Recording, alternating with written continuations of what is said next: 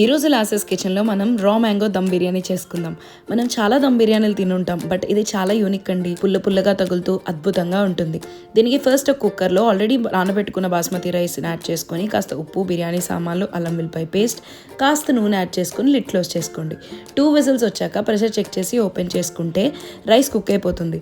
ఇది పక్కన కాసేపు డ్రై చేసుకోండి. ఇప్పుడు ఆల్రెడీ పీల్ ఆఫ్ చేసుకున్న మామిడికాయల్ని ఇలా గ్రేట్ చేసుకోండి ఈ కన్సిస్టెన్సీలో. ఇప్పుడు మందంగా ఉండే ఒక గిన్నెని తీసుకొని కాస్త ఆయిల్, నెయ్యి యాడ్ చేసుకోండి. బందంగా గుండే గిన్నె చాలా ఇంపార్టెంట్, బిర్యానీకి మాడకుండా ఉంటుంది. ఇప్పుడు డిస్క్రిప్షన్ బాక్స్ లో మెన్షన్ చేసిన బిర్యానీ సామాన్లు అన్ని యాడ్ చేసి ఫ్రైడ్ ఆనియన్స్, మనం తురుముకున్న మ్యాంగో, ఉప్పు, కారం, ధనియాల పొడి, గరం మసాలా, పెప్పర్ యాడ్ చేసుకొని బాగా కలిపి లిడ్ క్లోజ్ చేయండి. మీడియం ఫ్లేమ్ లో పెట్టుకుంటే ఇలా కాస్త నూనె తేలుతుంది. ఇప్పుడు లేయర్గా మనం కుక్ చేసుకున్న రైస్ని యాడ్ చేసి కొత్తిమీర, పుదీనా, ఫ్రైడ్ ఆనియన్స్ని యాడ్ చేసుకోండి.